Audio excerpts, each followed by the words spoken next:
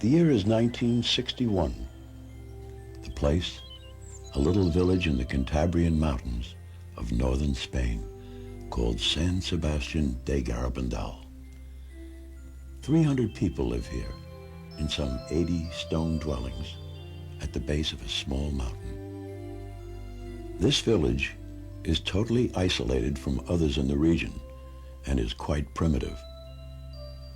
The homes have no running water or heat, except that coming from the kitchen hearth. Electricity is available for only a few hours each evening. Modern conveniences, such as cars or television, simply do not exist here. In fact, there isn't a motor in the entire village. The people manage to eke out a living by raising livestock and must walk for more than an hour to reach their pasture lands located higher up in the mountains. All the family members participate in the farm work that consists mostly in harvesting grass that is used as fodder for the animals during the harsh winter times. Although Garabandal is the poorest village in the area, it is also the most religious. Each day, one of the women goes through the streets ringing a bell to remind the villagers to pray for the dead. Every evening, the townsfolk gather in the little village church to pray the rosary and litany of the Blessed Virgin Mary. On weekends, the parish priest from Cosio makes the rough climb on horseback to celebrate Mass and hear confessions. This was Garabandal in 1961. It was just a simple Cantabrian hamlet that had remained unchanged for decades, maybe centuries. And as the local wisdom had it, it would probably always stay the same. These 4 girls were typical of those in the village. They lived happily in their mountain setting. Conchita González, aged 12, Mari Cruz González, 11, Jacinta González, 12, and Loli Mazón, also 12. Although 3 of the girls have the same last name, none are closely related. It was still light in the early evening of June 18th, 1961, when the 4 girls decided to have a bit of fun by taking some apples from the schoolmaster's tree on the outskirts of the village. With giggles of delight, they snatched the apples and took refuge in a rocky cowpath that led up to a grove of pine trees on a bluff overlooking the village. As they sat there enjoying themselves eating the apples, they suddenly heard a sound like thunder.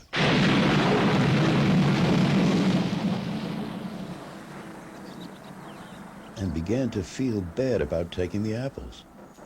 Suddenly, Conchita's head snapped back, with her eyes staring upwards. The others, seeing her like that, started to scream and were about to run and tell her mother when the same thing happened to them.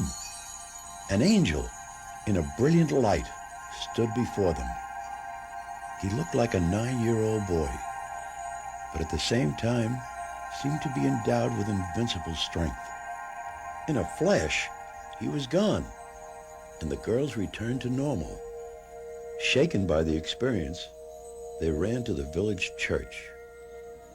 A friend saw them and asked why they were so pale. "It's because we've just seen an angel," they replied. Soon the whole town was buzzing about it, although hardly anyone believed the girls really saw an angel. Over the next several days, the girls saw the angel again, and then on July 1st, he spoke.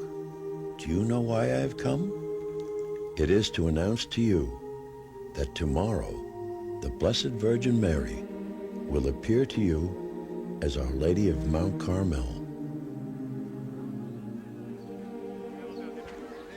By now, news of the apparitions had spread to the surrounding districts. And on July 2nd, a large crowd awaited the girls' anticipated vision of the Virgin Mary. At about 6 in the evening, the girls were on their way to the usual place of the apparitions when they suddenly fell to their knees on the rocks. In a brilliant light, they saw a beautiful lady standing between two angels. One of the angels they recognized as the one they had been seeing. Later they learned it was none other than Saint Michael the Archangel. Above and to the right was a large eye in a triangle, which the girls called the Eye of God. Without the slightest fear, the girls spoke with the lady of their vision. They spoke about their families, the priests who were there, and the work they did at home or in the fields. And the lady smiled. Conchita said it was as if they were talking to their mother, who had been away on a trip and had just come back. After the ecstasy, people naturally wanted to know what the lady looked like. In her diary, Conchita gives this description. The Blessed Virgin appears with a white dress, a blue mantle, and a crown of small golden stars. Her feet are not visible. Her hands are wide open, with the scapula on the right wrist. The scapula is brown. Her hair is long, dark brown and wavy, and parted in the center. She has an oval-shaped face, and her nose is long and delicate. Her mouth is very pretty, with rather full lips. The color of her face is dark, but lighter than that of the angel. It's different. Her voice is very lovely, a very unusual voice that I can't describe. There is no woman that resembles the Blessed Virgin in her voice or in anything else. But there was a purpose behind the Blessed Virgin's appearances to the four girls. She wanted to use these simple, unpretentious children to deliver an important message for all mankind. But being the gentle and loving mother that she is, she would do it in her own way. On her second visit, she came with her child, and the young girls were filled with joy when they saw the smiling infant.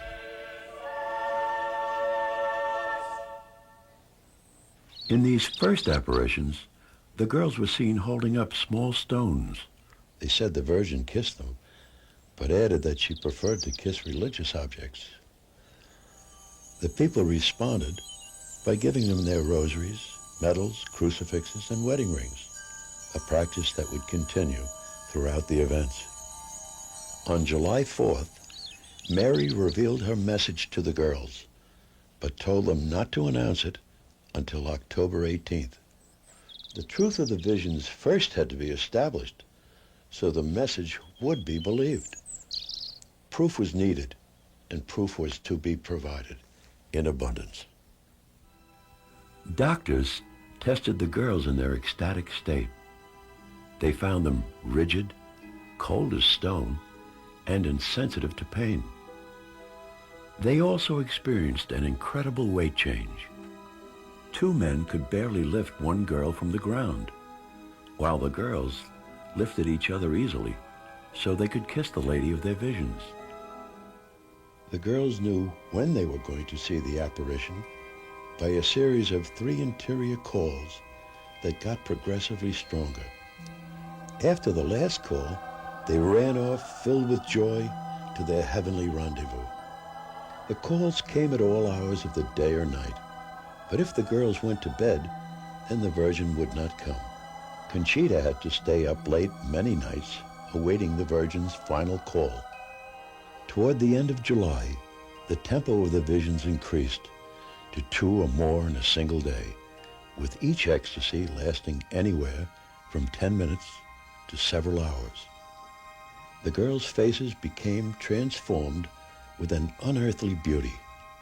Some observers were so affected that they had difficulty looking at them. August began with new phenomena. As the girls knelt in ecstasy, they could at any time suddenly flop over backwards until their heads were touching the ground. Sometimes they fell in perfect unison, forming beautiful sculptures. But their clothing was never immodestly ruffled or unbecoming. At other times, they fell straight over backwards, hitting the floor with a thud to the horror of onlookers. But they were never hurt and would get up without the support of their hands or arms. They began walking in ecstasy, either frontwards or backwards throughout the village, with their eyes fixed above the whole time. Notice how Mary Loli's foot carefully avoids a protruding stone. Sometimes they moved so fast that not even the young men of the village, running at full speed, could keep up with them.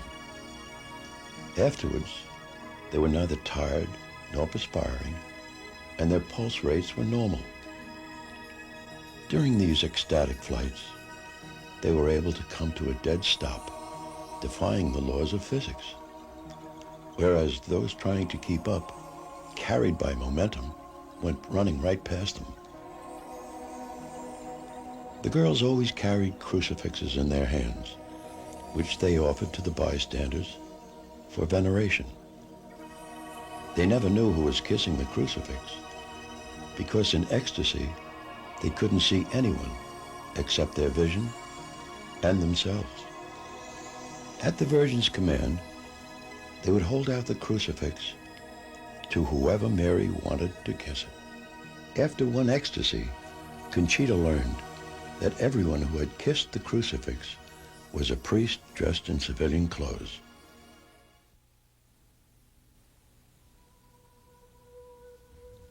Among the many priests who went up to Garabandal to study the events was Father Luis Andreo, a Jesuit.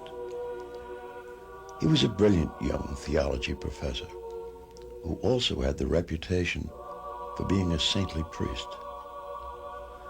Father Andreo was skeptical on his first visit, but after closely studying the girls in ecstasy, he realized something serious was happening to them. On August 8th, 1961, Father Andreo made another visit to the village. That night, he was among the crowd observing the girls in ecstasy at the pine grove where the visions often took place. Suddenly, his face became tense. Beads of perspiration formed on his brow, and he cried out, "Milagro! Milagro! Milagro! Milagro!"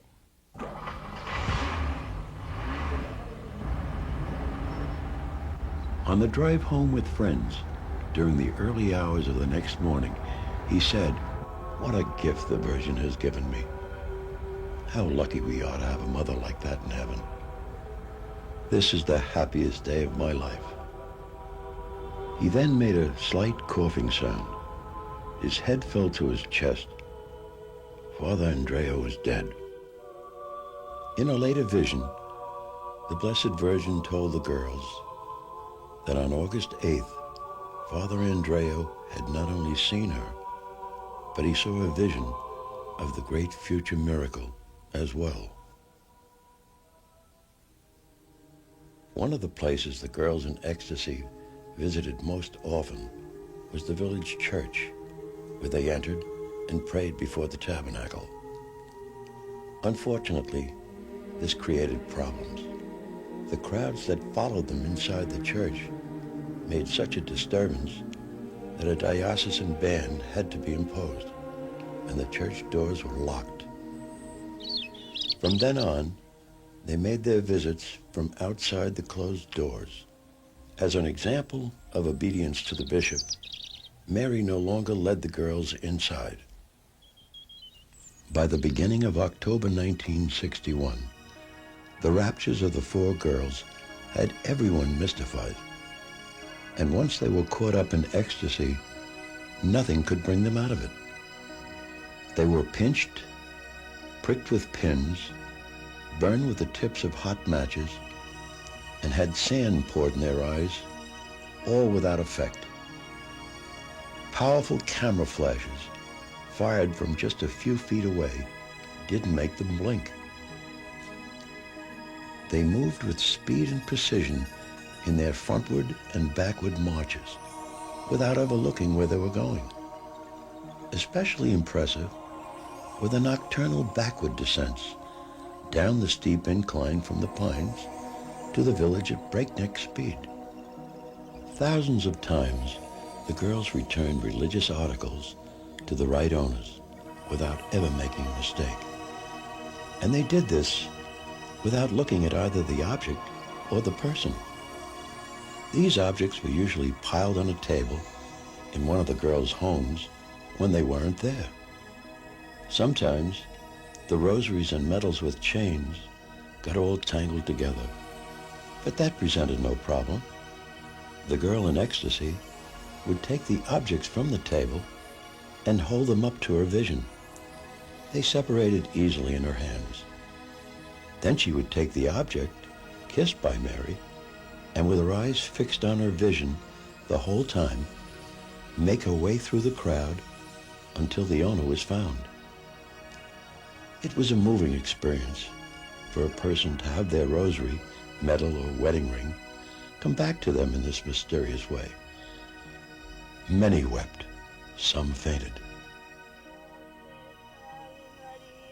While in ecstasy, the girls prayed as never before.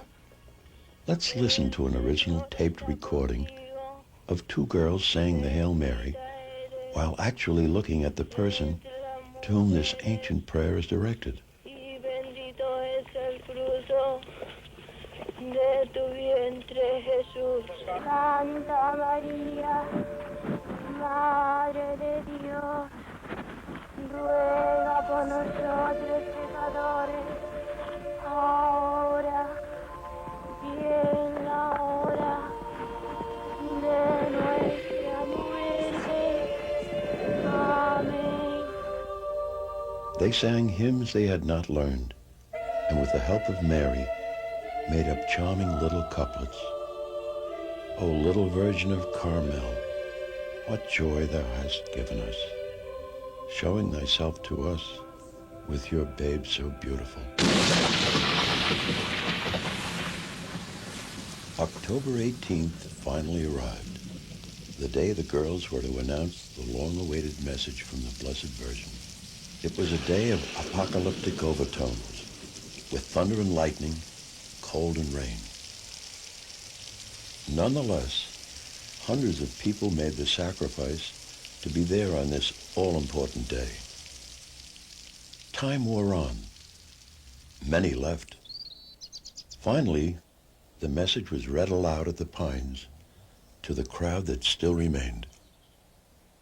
We must make many sacrifices, perform much penance, and visit the Blessed Sacrament frequently. But first, we must lead good lives. If we do not, a chastisement will befall us. The cup is already filling up, and if we do not change,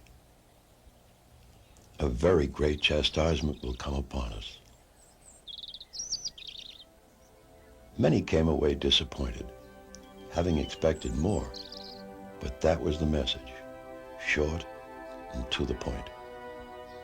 The most loving of mothers had just told her children in plain and simple language what they must do to avoid a punishment from God that would far surpass anything man could bring upon himself. The ecstasies of the four girls continued into the winter months. At all hours of the night, regardless of weather conditions, the calls came. The Blessed Virgin was deadly serious about the penance and sacrifice she asked for in her message.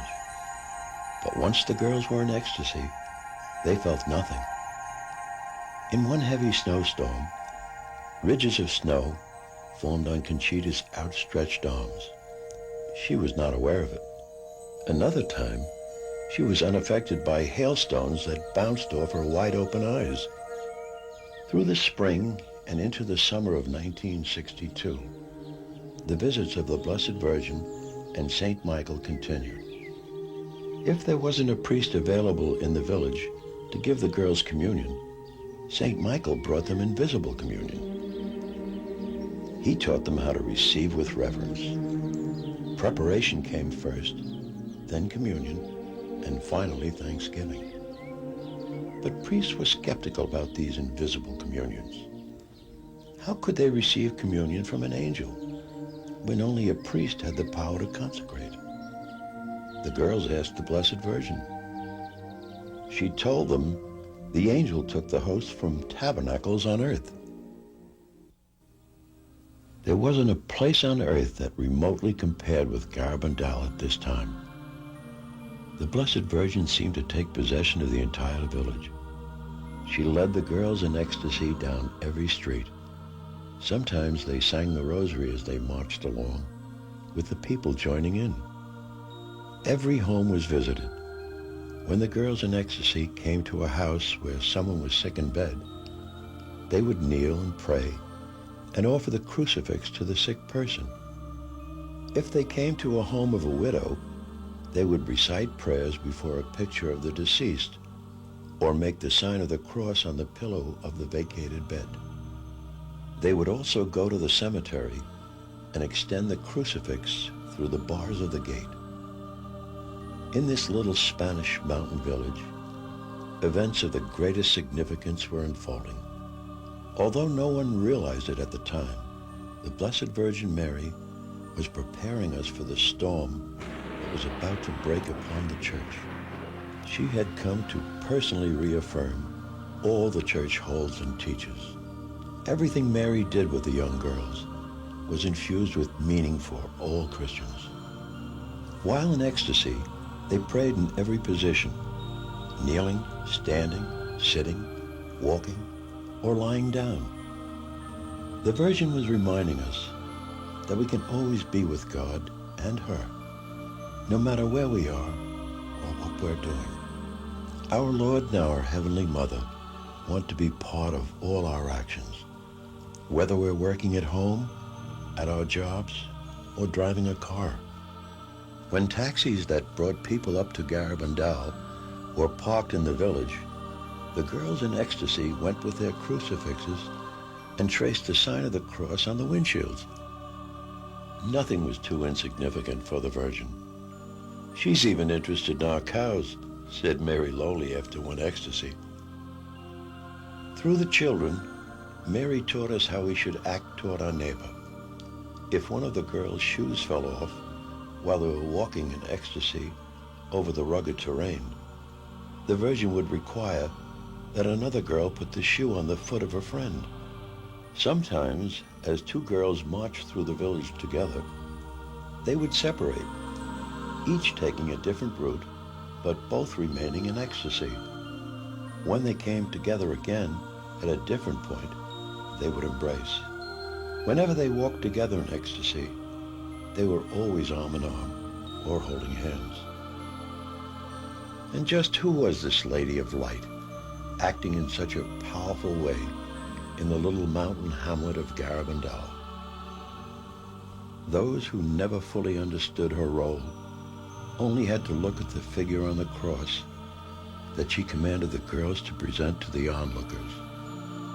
She was the mother of Christ with only one desire, to lead everyone to her Son Jesus, the Savior of all mankind. Was Mary only the Blessed Mother of Catholics? At one point, Conchita was approached by a Protestant. He wanted to know if he could kiss the crucifix. The next time she offered it for veneration while in ecstasy. Conchita was raised in a totally Catholic environment. She was concerned about this request and mentioned it to the Virgin when she appeared. Mary looked at the man and said, "He too is my son," and operating as she did through the young girl, caused the crucifix to be brought to the man's lips. For the girls, all that they were experiencing must have seemed like a foretaste of heaven. But heaven was not yet. The children, like the rest of us, still had to live in the real world, a world getting progressively worse with each passing day. June 19th and 20th, 1962, would be two nights not easily forgotten in the annals of Garabandal. The children in ecstasy were heard screaming in terror. The veil was lifted, and they were permitted a glimpse of future events. They saw turmoil everywhere, with the church being persecuted in a world dominated by communism. Just as things were at their worst, they were told that a supernatural warning would be sent by God that would be seen and felt by everyone on earth. Then, even though they were in the presence of the Blessed Virgin, they became terrified as they saw scenes of the future chastisement that God would send if the world did not change after the warning and miracle. Although some distance from the girls, as the Virgin had requested, the villagers who were there, and that meant just about everybody, were so shaken by the girls' cries that on the following day, the whole town went to confession and communion.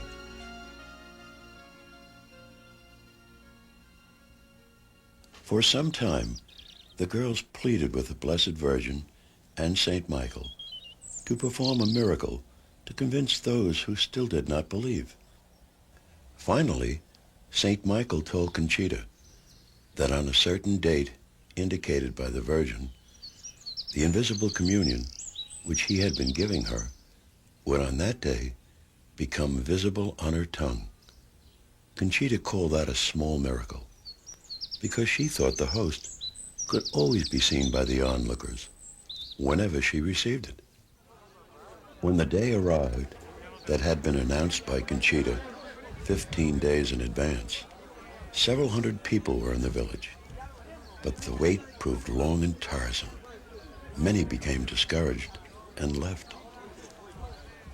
Then about 1:30 in the morning of the 19th, Conchita came out of her house in ecstasy, turned a corner, and as the crowd pressed around her, dropped to her knees in an adjacent street. She then put out her tongue. Those just inches away affirmed that it was bare. Suddenly, faster than the human eye could detect, a brilliant white host appeared on the girl's tongue.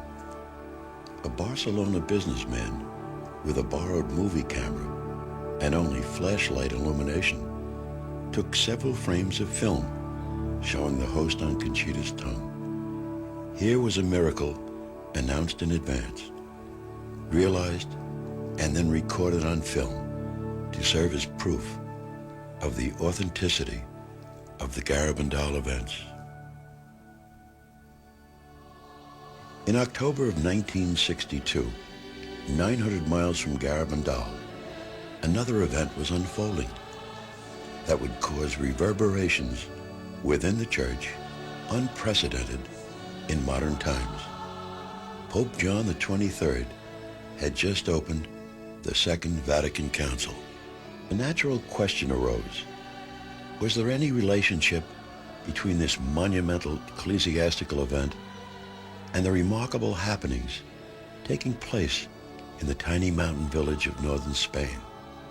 The answer is an unqualified yes, but only in the future will the full significance of that relationship be known. In ecstasy, Conchita was heard repeating the words of the Virgin. The council will be the greatest of all. It will be a success. That's good, so they will know you better, and you will be more pleased. By January of 1963, the visions had ceased for Mari, Loli, Jacinta, and Mari Cruz. Only Conchita continued to have visions, but they were fewer and farther apart. However, at this time, Conchita and Mari Loli began to experience locutions. A locution is an interior voice without any accompanying vision.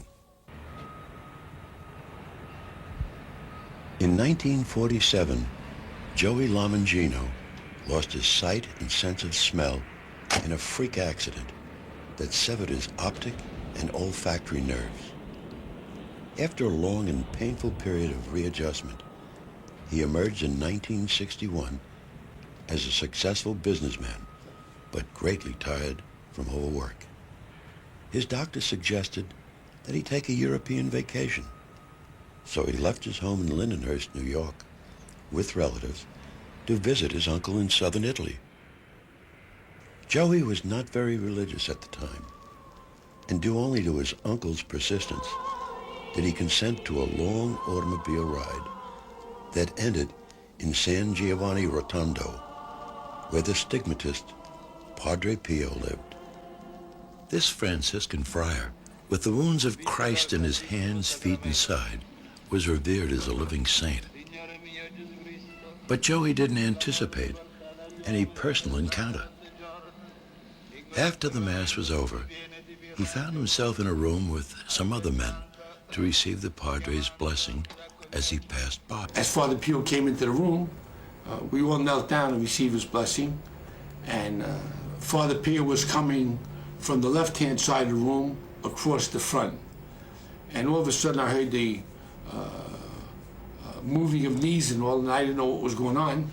And Father Pio had his arms around me, and he started to kiss me on the forehead, and he said, "Joey," he said, "I'm so happy to see you." And my uncle told me that was Father Pio embracing me, and I was at a loss for words because I was almost the last one up there, and nobody knew I was going, not even myself. I knew I was going to Father Pio. Joey was deeply impressed, and 2 years later returned to San Giovanni. This time he decided to go to confession to Padre Pio. I went into Father Pio, into the confessional, and I knelt down on the kneeling bench, and Father Pio was sitting right in front of me. And he took me by the hand like that, and I was shocked because I thought of the American confessional, you know, with the panel, see? So when I knelt down and Father Pio had me by the hand, he told me in Italian, he says, "Joey, confess yourself." And to be very honest with you, I was embarrassed because I wasn't leading the right life, and I was just flabbergasted. I didn't know just what to say. So Father Pio took me by the hand like that, and he tells me in Italian, he says, "Confess yourself." And again, I just found it very difficult to speak to him. And then in perfect English, he said to me, "Joey," he says, "Do you remember when you were in a bar with a woman named Barbara? Do you remember the sins you committed?" Then in perfect English, he went right down the line, telling me the people I was with, the places I was at, and the sins I committed. And of course, I was perspiring, and but I had the grace by God to realize that if I had to endure all of that to get back to being happy, it was worth it. And I really believed that Father Pio could help me. So, of course, when he came to the bottom of all my sins, and it felt to me like 1,000 years, he said to me in Italian, he says, "Are you sorry?" And I said, "Yes, I am, Father Pio."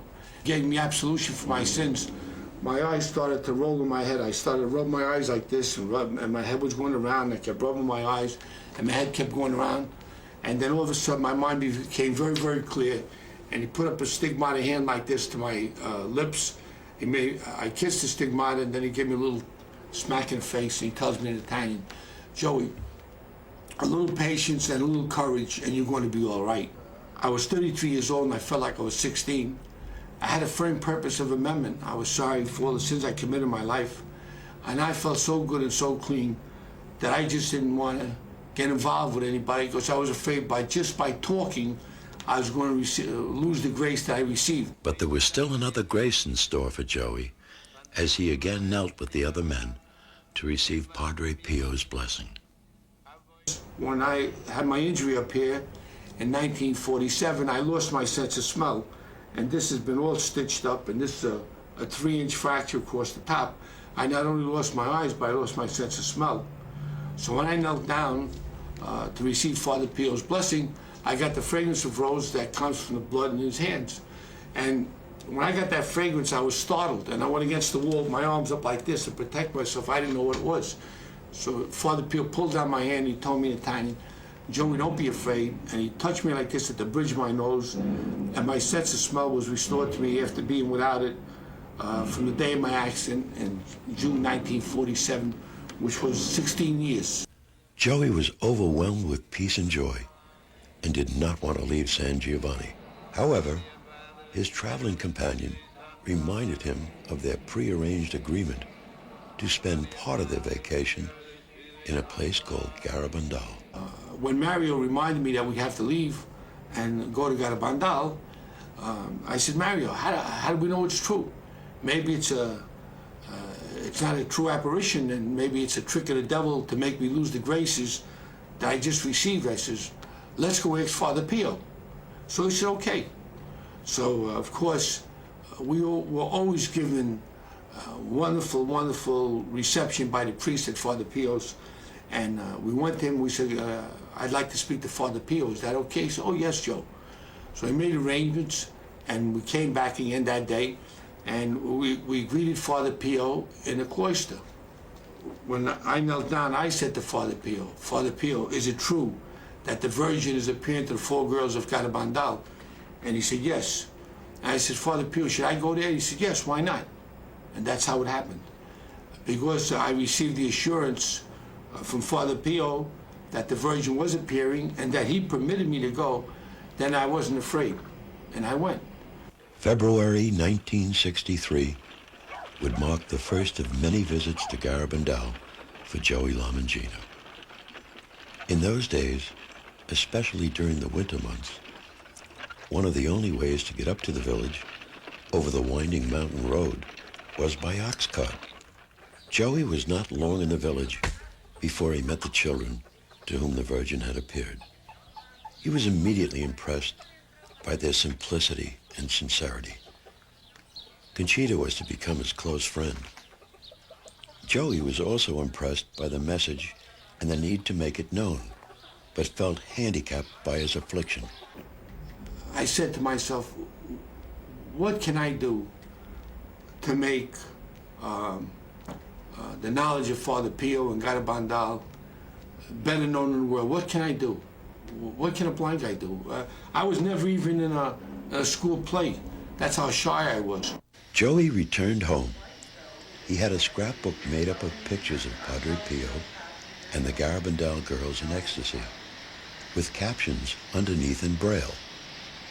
He then went around to the homes of friends and relatives, explaining about the famed stigmatist and the remarkable happenings taking place in Garabandal. From this small seed would grow a worldwide apostolate.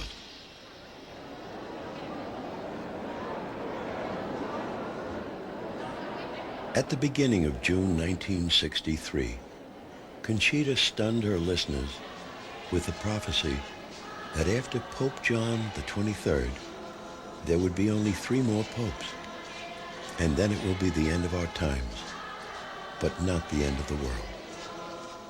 On March 19th, 1964, the feast of St. Joseph, Conchita had a locution at the Pines, in which the Virgin told her that on the day of the great miracle, Joey Lamangino will regain his eyesight and will see permanently. On July 18th, 1964, Conchita had another locution in which he was told that on the day after the great miracle, the body of Father Luis Andreo will be found incorrupt in his grave. January of 1965 opened for Conchita with a 2-hour ecstasy at the Pines, in which the Virgin revealed the nature of the warning to be sent by God to purify the world in anticipation of the great miracle to follow. She also told Conchita that because the world had not responded to her first message, she would give a second and last one on June 18th, 1965, through the intercession of Saint Michael. Let us now take a look at the great prophesied events of Garabandal. First will come the warning. It will be seen in the sky and then felt interiorly by everyone on earth. No one will escape it. At a moment, in the not-too-distant future, when the world is in the midst of a great turmoil, everything will be held in suspension.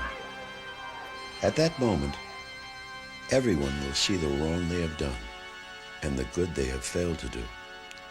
It will be extremely painful. People would prefer to die rather than go through it, but it will cause no physical harm. If a person should die, it will only be from the shock of the experience. The warning will serve as a purification to correct the conscience of the world and prepare it for the great miracle. The miracle will take place at the Grove of the 9 Pine Trees. It will occur on a Thursday evening at 8:30, on or between the 8th and the 16th of March, April, or May. Conchita knows the date and will announce it 8 days in advance. It will be on the feast day of a martyr of the Eucharist and will coincide with a great ecclesiastical event in the church. All those either in the village or on the surrounding mountains will see it. The sick who are present will be cured. Sinners will be converted, and the incredulous will believe. It will be the greatest miracle that Jesus will have ever performed for the world. As a result of the miracle, Russia will be converted. After the miracle, a permanent, visible, supernatural sign will remain at the Pines until the end of time. If, after the miracle, the world still does not change, then God will send the chastisement. It will be far worse than anything man could bring upon himself. It will be in keeping with what he deserves for his crimes.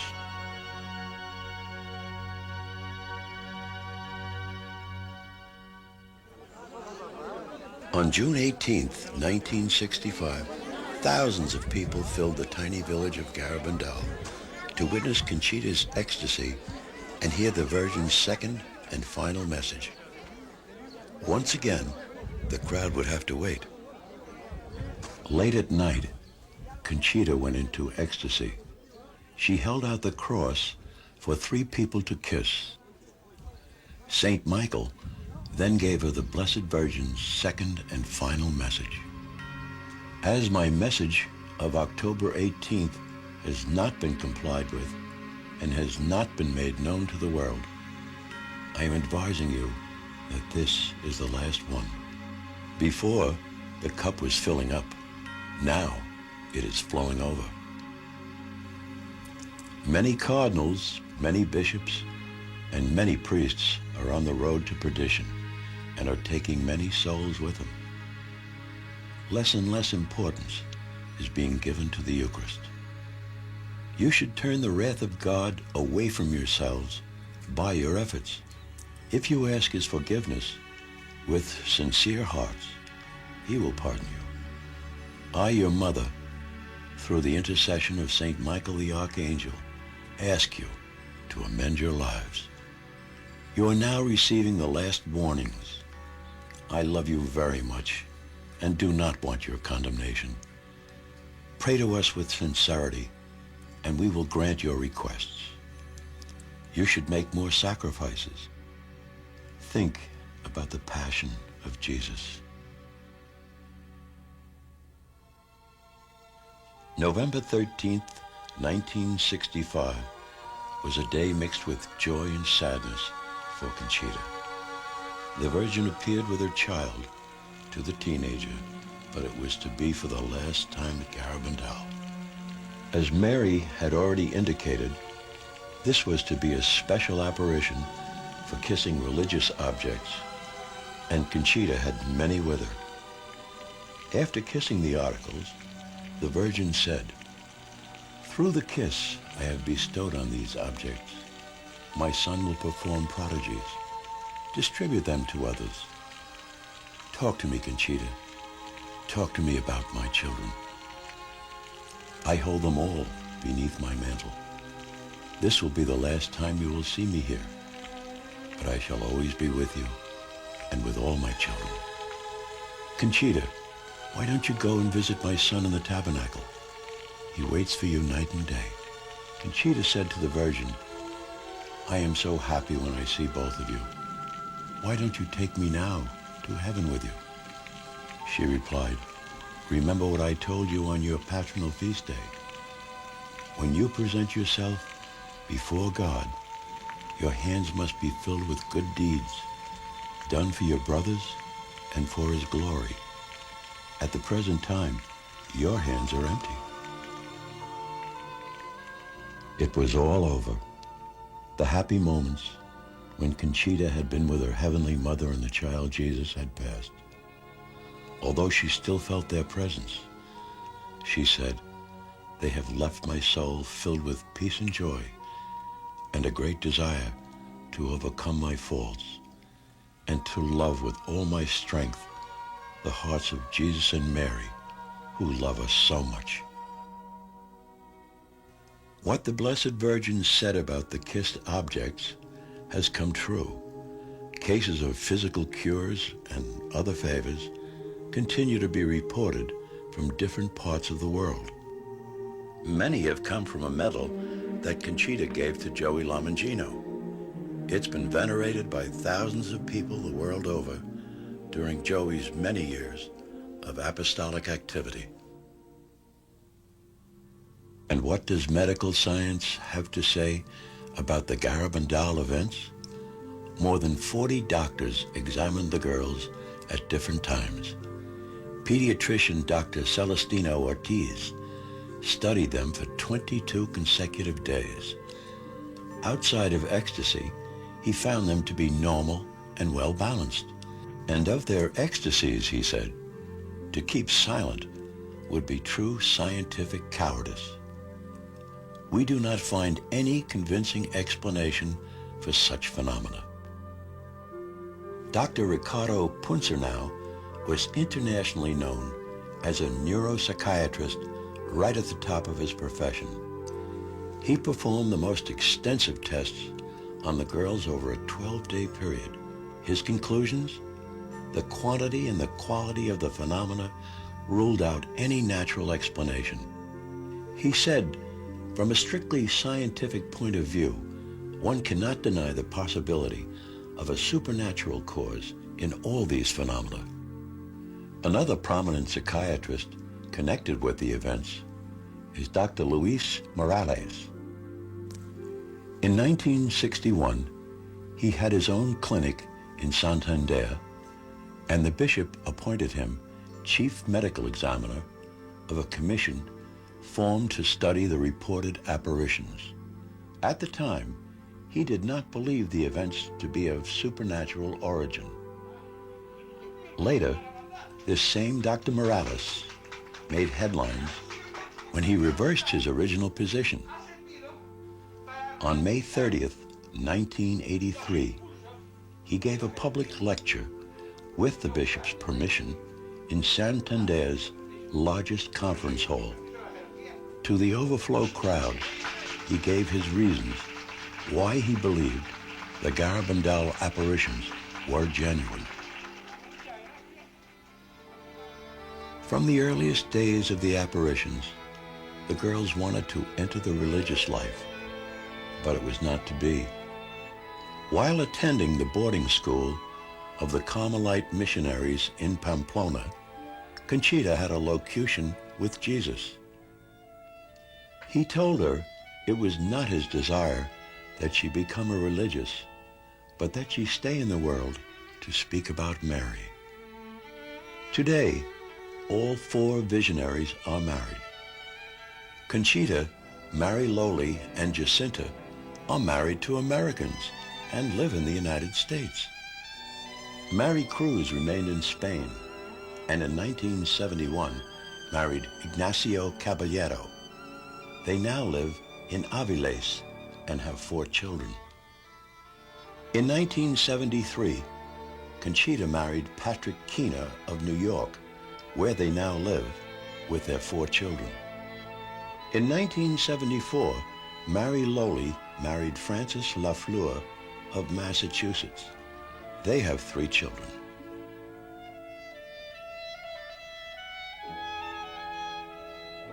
In 1976, Jacinta married U.S. Navy man Jeffrey Moynihan of California. They now have a daughter. In 1977, Joey Lamangino, at the age of 47, surprised everyone in the Garabandal apostolate when he married Marilyn Luther of Michigan. They now have 2 sons, Joseph and John.